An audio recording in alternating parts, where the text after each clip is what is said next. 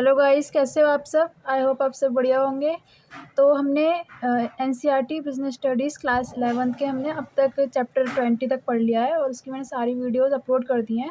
जिसने अभी तक नहीं देखी है वो जाके देख सकता है, लिंक आपको डिस्क्रिप्शन बॉक्स में मिल जाएगा। ठीक है, तो आज हम पढ़ेंगे चैप्टर 21, लघु व्यवसाय का एक परिचय। ठीक है, कि मतलब स्मॉल बिजनेस जो होते हैं वो क्या होते हैं और क्यों क्यों लगाए जाते हैं भारत में या फिर अपने अपने देशों में। छोटे व्यवसाय क्या भूमिका निभाते हैं। ठीक है, तो देखो लघु व्यवसाय का मतलब क्या होता है, तो नाम से पता चल रहा है स्मॉल बिजनेस। बिजनेस मतलब तो व्यवसाय समझ आ गया होगा आपको भी, किसी कुछ माल बेचना या खरीदना या फिर सेवाएं प्रदान करना। जैसे बैंक सेवाएं प्रदान करता है लोन वगैरह देकर, हमारे पैसे जमा कर कर। और जैसे ट्रांसपोर्ट कंपनियां होती हैं सेवाएं देती हैं, कैसे अपनी जो वाहन होते हैं यातायात होते हैं वो कंपनियों के सामान को, कंपनियों के माल को एक स्थान से दूसरे स्थान तक पहुंचाने की सेवा देती है और बदले में क्या लेती हैं, वो भाड़ा देती हैं। तो इस तरह से सेवाएं प्रदान करना। या फिर कुछ कंपनियां ऐसी होती हैं, फिर कुछ उद्योग या बिजनेस ऐसे होते हैं जो कच्चे माल से तैयार माल में बनाते हैं। जैसे गन्ने से चीनी तैयार करते हैं, कपास से कपड़ा तैयार करते हैं, इसी तरह। ठीक है, तो ऐसे कई तरह के बिजनेस होते हैं जिन्हें व्यवसाय कहते हैं। और लघु व्यवसाय मतलब छोटे बिजनेस यानी छोटा व्यवसाय। तो छोटे बिजनेस मतलब जो बड़े स्तर पर नहीं होता है, यानी बड़ी संख्या में नहीं होता है, तो उसमें पैसा भी कम लगता है। और जो कर्मचारी होते हैं काम करने वाले वो भी कम होते हैं, यानी सीमित संख्या में होते हैं, लिमिटेड होते हैं। और ये बिज़नेस ना ज़्यादातर क्या होता है कि ये मतलब एक शहर में हो सकता है या फिर एक राज्य में, बस इससे ज़्यादा नहीं फैला होता। जैसे होते हैं ना कुछ बिज़नेस होते हैं, कुछ कंपनी होती हैं जो विदेशों के साथ भी व्यापार करती हैं, यानी अपना माल विदेशों में बेचती हैं। लेकिन जो लघु व्यवसाय होते हैं ये विदेशों में नहीं बेचते हैं, ये क्षेत्रीय स्तरों पे होते हैं या फिर स्थानीय, यानी एक गाँव के अंदर हो सकती है, फिर एक शहर में या फिर सिर्फ एक राज्य में, इससे ज़्यादा नहीं होती। ठीक है, और इसमें क्या होता है कि कर्मचारी जो होते हैं, काम करने वाले जो लोग होते हैं इस व्यवसाय में, वो सीमित संख्या में होते हैं, यानी लिमिटेड होते हैं, बहुत कम होते हैं।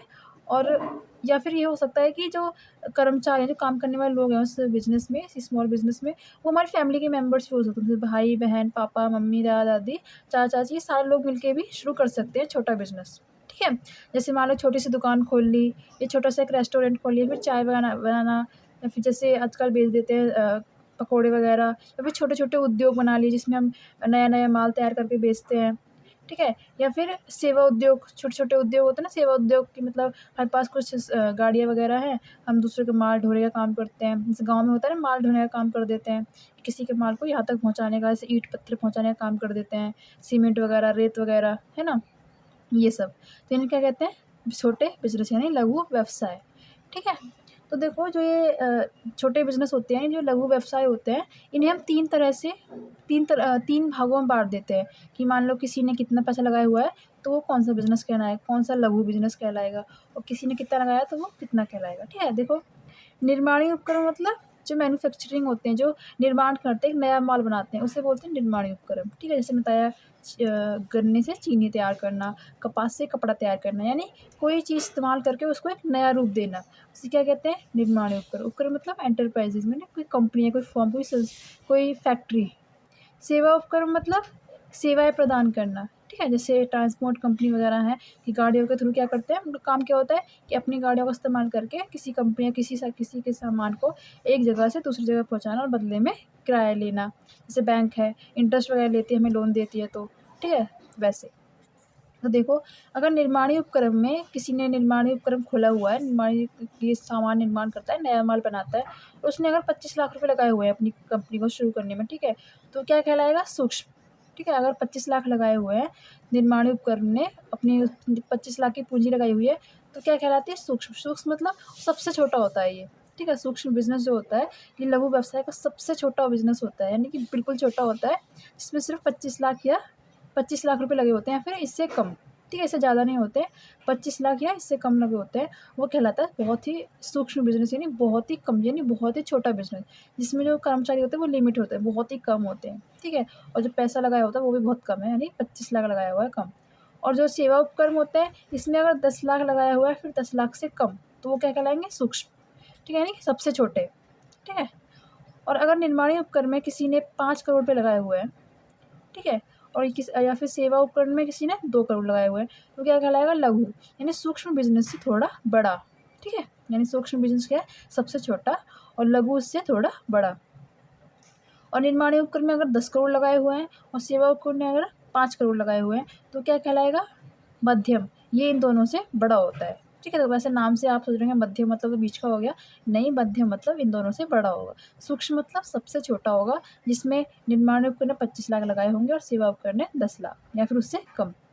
और अगर निर्माणी उपकरण ने 5 करोड़ लगाए हुए हैं, सेवा उपकरण ने 2 करोड़, तो वो लघु कहलाएगा, सूक्ष्म से थोड़ा बड़ा। और अगर निर्माण उपकरण ने 10 करोड़ लगाए हुए हैं और सेवा उपकरण ने 5 करोड़, तो वो मध्यम कहलाएगा। ठीक है, यानी सूक्ष्म और लघु से थोड़ा बड़ा, इन दोनों से बड़ा होता है ये। ठीक है,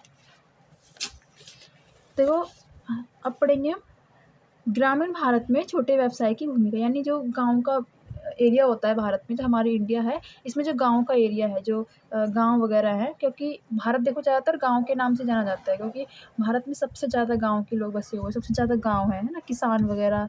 तो जो छोटे बिजनेस है, जो छोटे व्यवसाय है, जो स्मॉल बिजनेस है, इन ये क्या भूमिका निभाते हैं, क्या योगदान देते हैं, कि मतलब अगर ये बिजनेस भारत में है तो इससे क्या फ़ायदा होता है भारत के लोगों को, भारत को। ठीक है, तो पहला है अधिक रोजगार। मतलब क्या होता है कि कुछ लोग होते हैं ना कि उनको मान लो नौकरी नहीं मिल पा रही, तो क्या कर सकते हैं कि मतलब या तो वो कर्मचारी के रूप में उन लोगों के साथ काम कर सकते हैं जो शुरू करते हैं छोटे बिजनेस, या फिर वो खुद भी अपना बिजनेस शुरू कर सकते हैं, तो यानी ज़्यादा रोजगार मिलते हैं इससे। ये उपक्रम श्रम प्रधान होते हैं। श्रम प्रधान मतलब क्या होता है कि श्रमिकों की इसमें ज़्यादा ज़रूरत होती है। मतलब जो श्रमिक का होता है, कर्मचारी जो होते हैं, जो लोग काम करते हैं, उनकी ज़्यादा ज़रूरत होती है इसमें, इसे बोलते हैं श्रम प्रधान। प्रधान मतलब क्या होता है, जो प्रधान होता है, मेन होता है, इसलिए बोला है कि श्रमिकों की महत्वपूर्ण वो होती है, एक भूमिका होती है, यानी ज़्यादा ज़रूरत होती है। ठीक है, भारतीय ग्रामीण क्षेत्र में श्रमिक प्रचुर मात्रा में उपलब्ध है, कि मतलब भारत में एक तो बहुत ज़्यादा लोग हैं, जनसंख्या ज़्यादा है, तो जो श्रमिक हैं, जो काम करने वाले लोग हैं, वो भी ज़्यादा होते हैं, क्योंकि घर चलाने के लिए पैसा चाहिए, और पैसा कहाँ से आएगा, काम करने से। तो बहुत सारे लोग होते हैं जो बेरोज़गार पड़े रहते हैं। ठीक है, ग्रामीण क्षेत्र के कुछ लोग पूरे वर्ष बेरोज़गार रहते हैं, यानी कुछ लोग ऐसे होते हैं जो पूरा साल बेरोज़गार रहते हैं, पूरा साल उन्हें कोई काम नहीं मिलता। और कुछ लोग क्या होते हैं कि कुछ समय तो वो खेती-वेती में काम कर लेते हैं, ठीक है? और बाकी समय होता है, वो बेरोज़गार रहते हैं। मान लो उन्होंने गर्मियों में कुछ काम किया, गर्मियों में खेती-बाड़ी की, बाकी का जो बचे हुए हैं, बाकी के 8 महीने या फिर 9 महीने, 10 महीने, वो बेरोज़गार रहते हैं, यानी काम नहीं करते, ठीक है? छोटे व्यवसाय दोनों तरह के लोगों को रोज़गार उपलब्ध करवाने में मदद करता है, ठीक है? कि मतलब छोटे बिज़नेस होते हैं, अभी छोटे बिज़नेस जो होते हैं, ये लघु व्यवसाय, ये समय के अनुसार नहीं चलते हैं कि ये अभी गर्मी चल रही है, सर्दी चल रही है, उसके हिसाब से नहीं चलते हैं। ये पूरे साल चल सकते हैं, ठीक है? तो आप ये लोग जो होते हैं, रोज़गार व्यक्ति जो होते हैं, बेरोज़गार जो होते हैं, ये इसमें मदद करते हैं श्रमिक के रूप में, या फिर अपना भी शुरू कर सकते हैं और पूरे साल रोज़गार पा सकते हैं। अगला है आर्थिक मजबूती। आर्थिक मजबूती क्या होता है कि मतलब पैसों की कमी होना, है ना? कि तंगी आती है जो पैसों की, उसे कहते हैं आर्थिक कमी। तो इससे क्या होता है, आर्थिक मजबूती होती है लोगों की, मतलब पैसा वगैरह रोज़गार मिल जाता है, तो घर में अच्छा राशन पानी आ जाता है, जिससे आर्थिक मजबूत होता है।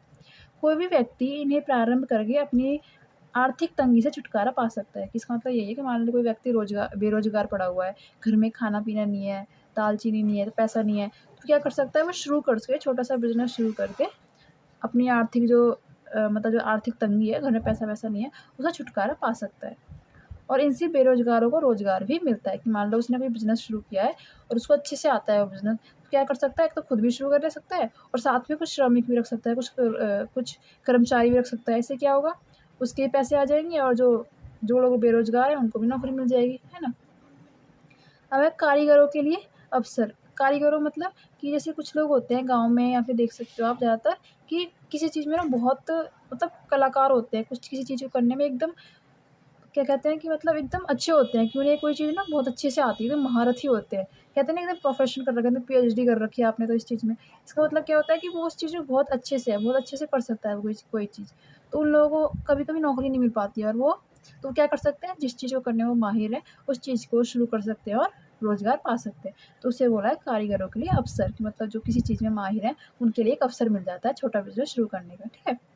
गाँव में अलग-अलग क्षेत्रों में महारत रखने वाले कलाकार पाए जाते हैं। महारत मतलब कि प्रोफ़ेशन में एकदम प्रोफ़ेशनल होते हैं किसी चीज़ को करने में, कुछ भी हो सकता है, ज़रूरी नहीं है पढ़ाई से रिलेटेड हो। अनपढ़ लोग भी ऐसे होते हैं जो बहुत चीज़ें करने में एकदम माहिर होते हैं, ठीक है?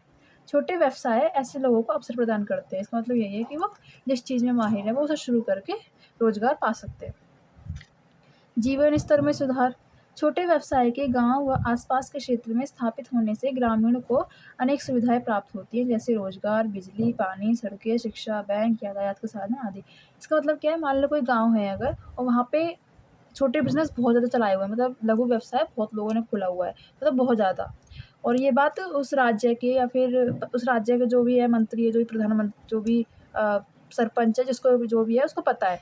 तो अब उसको उसको पता है कि हमारे गांव में ये चला हुआ है, ये बिज़नेस खोल रखा है लोगों ने, तो उन्हें पानी की ज़रूरत पड़ेगी, सही सड़कें होनी चाहिए, और मतलब कि क्या होता है, बिजली वगैरह भी अच्छी आनी चाहिए। तो इससे क्या होता है कि जो बाकी के लोग हैं जो नहीं कर रहे हैं, मान लो गांव में मान लो 100 घर हैं, और 100 में से मान लो 80 घर ऐसे हैं जो काम करते हैं लघु व्यवसाय का, बाकी बचे 20 घर, क्या होगा, उन लोगों को भी इन लोगों की वजह से फ़ायदा मिल जाता है। जैसे रोज़गार मिल जाता है, बिजली आ जाती है, पानी आ जाता है, सड़कें अच्छी हो जाती हैं, छोटे-छोटे स्कूल भी खुल जाते हैं, सरकारी स्कूल भी खोल देते हैं, बैंक भी खुल जाते हैं।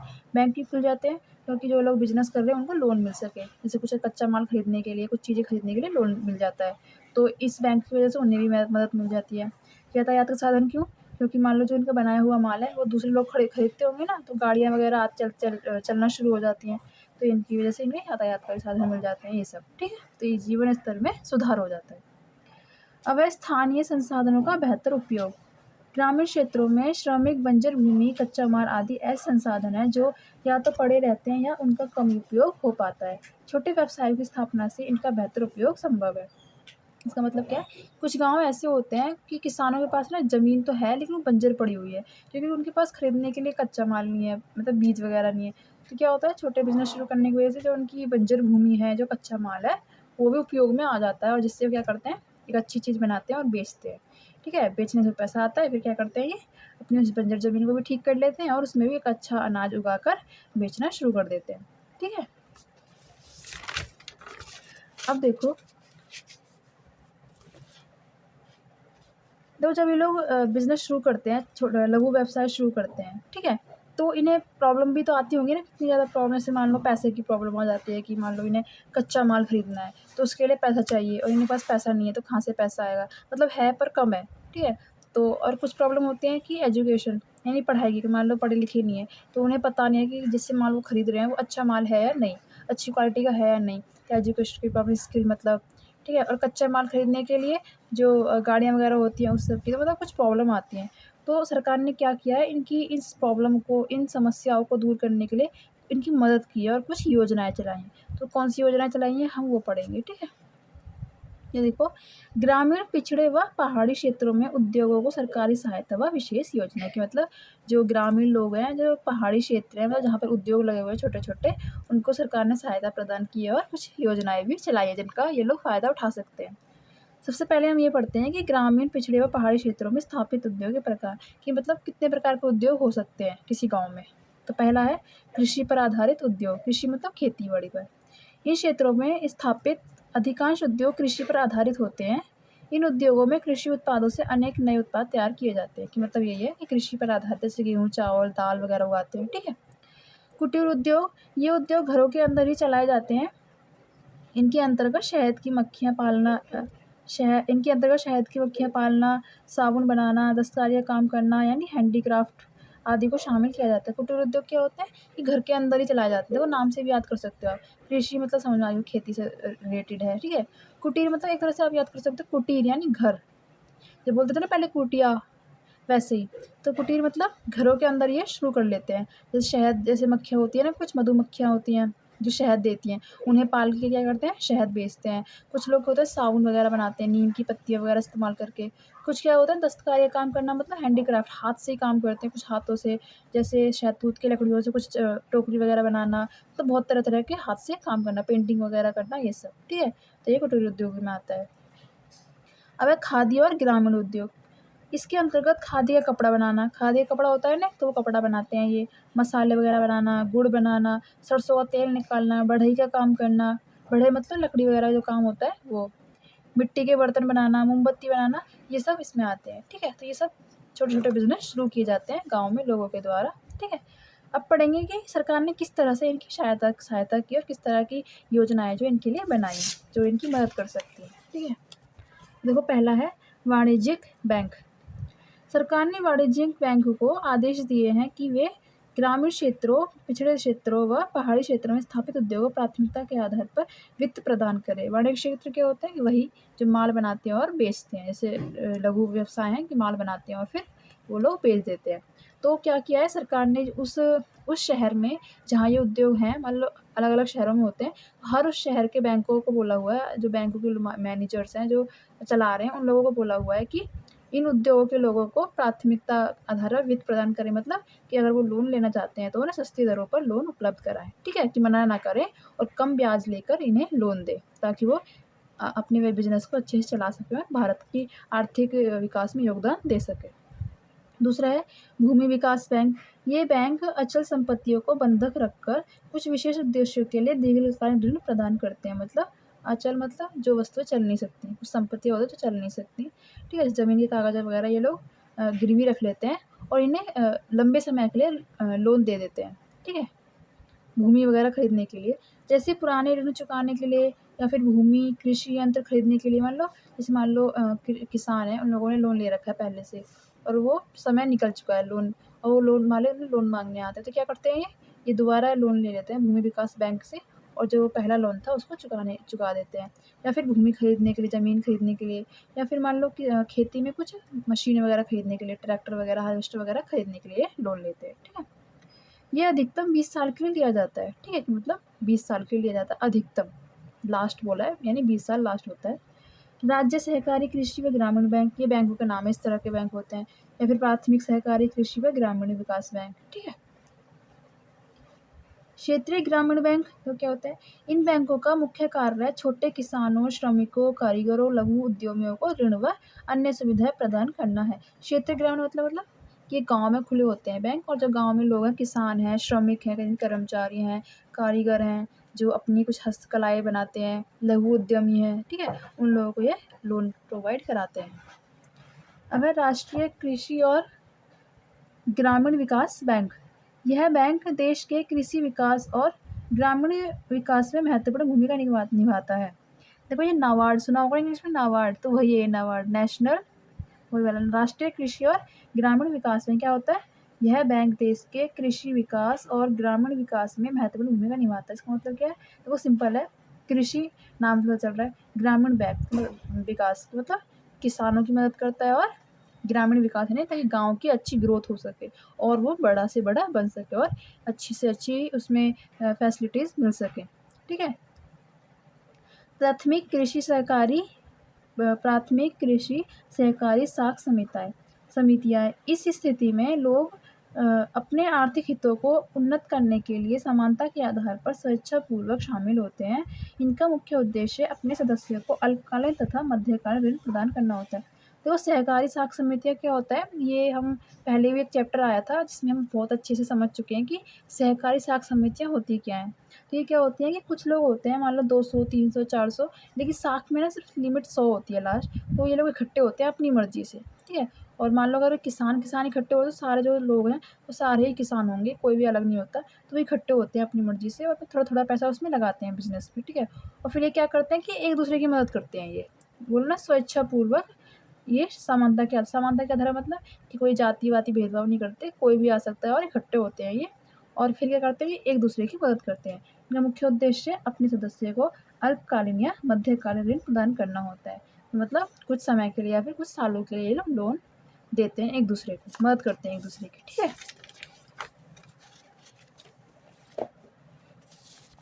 अब देखो, अब है सिडबी। सिडबी क्या होता है? इस बैंक का मुख्य उद्देश्य लघु उद्योगों को वित्तीय तथा गैर वित्तीय सहायता पर्याप्त मात्रा में उपलब्ध करवाना। वित्तीय मतलब पैसों के रूप में, यानी लोन वगैरह दिलवाते हैं। गैर वित्तीय मतलब कि मतलब ये होता है ना कि कुछ इन्हें ना क्या करते हैं ये लोग कि मतलब जैसे हम ट्रेनिंग वगैरह लेते हैं तो ये फ्री में ट्रेनिंग वगैरह दिलवा देते हैं, मदद कर देते हैं, और अच्छा माल दिलवाने में मदद कर देते हैं, जैसे मार्केटिंग वगैरह करना, वो सब, ठीक है? वो करते हैं। तो वो सबका मतलब सेम एक ही है वैसे, क्योंकि मदद ही करते हैं। तो आप सब में ना थोड़ा-थोड़ा ऐसे थोड़ा-थोड़ा डिफरेंट करके, थोड़ा-थोड़ा अलग करके सब में सेम लिख सकते हो, कुछ नहीं होगा, आपको पूरे मार्क्स मिल जाएँगे। क्योंकि सबका मतलब ये है, चैप्टर ही ये है कि मदद कैसे करते हैं सरकार, ठीक है? अब है राष्ट्रीय लघु उद्योग निगम लिमिटेड, यानी NSIC अगर ये आ जाए तो ये क्या होता है, देखो राष्ट्रीय, ये नाम से पता चल रहा है राष्ट्रीय। देखो इन दोनों में ये जो है यानी जो इसके अंदर लिखोगे बिल्कुल सेम है, दोनों में बिल्कुल सेम है, जो इसमें हुआ वो सेम इसमें होगा। बस फ़र्क क्या है, आपको क्या लिखना है कि राष्ट्रीय लघु उद्योग, राष्ट्रीय यानी नेशनल, ये नेशनली रूप पे होता है, राष्ट्रीय यानी पूरे देश के लिए है ये जो ये सहायता है पूरे देश में जितने भी लघु उद्योग उन सबको ये मदद करता है। लेकिन ये क्या है, जिला उद्योग, यानी ये सिर्फ एक ही ज़िले में जितने उद्योग हैं, जैसे मान लो कोई एक ज़िला है, कोई भी हो सकता है, यूपी में कोई एक ज़िला है, दिल्ली में कोई एक ज़िला है, उस ज़िले के अंदर के ही, जैसे मान लो कोई एक ज़िला, सिर्फ उस ज़िले के अंदर जितने लोग हैं और जो उद्योग चला रहे हैं उनकी मदद करता है। ये राष्ट्रीय क्या है, पूरे देश के अंदर जितने उद्योग हैं उन सब की मदद करता है, सिर्फ इतना फ़र्क है, ठीक है। ये राष्ट्रीय यानी पूरे देश के उद्योगों की मदद करता है, और जिला उद्योग सिर्फ अपने ज़िले के अंदर जितने लोग हैं उनकी, यानी ये डिस्ट्रिक्ट लेवल पे होता है और ये नेशनल लेवल पे होता है। बाकी इसके अंदर जो भी है वो ये जो सहायता प्रदान करते हैं लोगों को, वही इसमें होता है। बस फ़र्क इतना है कि जिला के रूप में करते हैं और ये राष्ट्रीय यानी पूरे देश के रूप में, ठीक है। दुर्लभ कच्चा माल उपलब्ध कराना यानी एक अच्छा होता है जो एक महंगा, जैसे हम नहीं खरीद सकते, तो एक अच्छा माल और महंगा माल उपलब्ध कराते हैं लघु व्यवसाय के लोगों को। उत्पादों के विपणन में मदद करना, विपणन मतलब क्या होता है कि जो माल बनाया हुआ है उसकी पहुंच लोगों तक पहुंचाना, ग्राहकों तक बताना कि इनका माल अच्छा है, अच्छी क्वालिटी का आप लोग खरीद सकते हो वगैरह वगैरह, जैसे एडवर्टाइजमेंट वगैरह करते हैं वैसे। उत्पादों के निर्यात में मदद करना, निर्यात मतलब क्या होता है, निर्यात मतलब बेचने में ये लोग मदद करते हैं, ठीक है। श्रमिकों को विभिन्न क्षेत्रों में प्रशिक्षण प्रदान करना, मतलब जो कर्मचारी हैं जो काम कर रहे हैं उन्हें ट्रेनिंग दिलाने में भी मदद करते हैं, ठीक है। नवीनतम तकनीकी प्राप्त करने में मदद करना, नवीनतम तकनीकी मतलब जो न्यू न्यू टेक्निक्स आई हुई हैं अब आजकल, जो ये AI वगैरह की, यानी जो कंप्यूटर द्वारा हम लोग करते हैं नई नई टेक्निक, जिसकी वजह से जल्दी से जल्दी काम हो जाता है, तो उन सब की मदद से ये लोग इनकी मदद करते हैं ताकि ये भी जल्दी से जल्दी और एक अच्छा सा माल तैयार कर सकें। उपयुक्त दरों पर कच्चा माल उपलब्ध कराना, यानी कम मतलब कम पैसों में और अच्छा माल ये लोग उपलब्ध कराने में मदद करते हैं। और ये क्या होता है, पूरे देश के हिसाब से होता है, ये पूरे देश में जितने लोग हैं उन सब की मदद करते हैं। इसमें क्या है, सेम यही है सब कुछ, ठीक है। लेकिन इसमें फ़र्क क्या है सिर्फ, कि ये जिला के रूप में होता है, कि ये मतलब इसमें ये होता है कि ज़िले के अंदर जितने लोग हैं सिर्फ उन्हीं की मदद करता है, ठीक है। लघु स्तरीय औद्योगिक इकाइयों को स्थायी पंजीकरण प्रमाण पत्र जारी करना, ठीक है। इसका मतलब क्या है, मतलब जो लोग अपना लघु बिजनेस यानी छोटा बिजनेस जो शुरू करना चाहते हैं और मान लो उनका बिजनेस कुछ ऐसा है जिसके लिए लाइसेंस की ज़रूरत है, यानी प्रमाण पत्र की ज़रूरत है, तो ये क्या करते हैं, एक पंजीकरण यानी प्रमाण पत्र उनका रजिस्ट्रेशन करवा देते हैं कम पैसों में और लाइसेंस दिलवा देते हैं, ठीक है। फिर क्या है, रोज़गार उपलब्ध कराना, कुछ लोग जो होते हैं गाँव में बेरोज़गार पड़े रहते हैं उन्हें रोज़गार उपलब्ध कराने में मदद करते हैं। कच्चा माल उपलब्ध करवाने में मदद करते हैं, देखो आपने इसमें पढ़ा, ये सारे पॉइंट आप इसमें लिख सकते हो, बिल्कुल आपके नंबर नहीं कटेंगे, पूरे नंबर मिलेंगे आपको। बल्कि आप ऐसे भी कर सकते हो, जैसे यहाँ लिखा हुआ है ना दुर्लभ माल, तो आप ब्लैक में लिख दो दुर्लभ माल, उसको वो कर दो, फिर इसके बारे में लिख दो दुर्लभ माल उपलब्ध कराने में मदद करते हैं, आपको और अच्छे मार्क्स मिल जाएंगे। मतलब वो हेडिंग करके कि मतलब दुर्लभ माल हेडिंग कर दी और बाकी ये सारी सब हेडिंग कर दी, मतलब लिख दिया इसके अंदर वैसे। कच्चा माल उपलब्ध कराने में मदद करते हैं, ठीक है। उत्पादों के विपणन में मदद करते हैं, सेम यही था। ऋण उपलब्ध करवाना यानी लोन दिलवाने में मदद करते हैं, मशीनरी वगैरह दिलवाने में मदद करते हैं, नवीनतम तकनीकी दिलाने में मदद करते हैं, ठीक है। तो इतना ही था सिर्फ इस चैप्टर में, तो आई होप आपको समझ आ गया होगा अच्छे से। देखो मैं इससे पहले जितने भी चैप्टर्स हैं उन सबकी वीडियोस डाल चुकी हूँ और काफ़ी अच्छे से मैंने आपको समझाया है, और बस इतना है कि हो सकता है वीडियो थोड़ी बड़ी हो, क्योंकि मैंने एक एक पॉइंट बहुत अच्छे से क्लियर किया है, क्योंकि अगर आप मेरी वीडियो देख रहे हो तो आपको लग सकता है कि थोड़ा बड़ा है, तो इससे क्या होगा कि आप अपने आप लिख सकते हो एग्ज़ाम में बहुत अच्छे से, ठीक है। तो अगर आपको मेरी वीडियो अच्छी लगती है तो आप मेरी वीडियो को लाइक करो और अपने दोस्तों के साथ शेयर करो। Okay, thank you.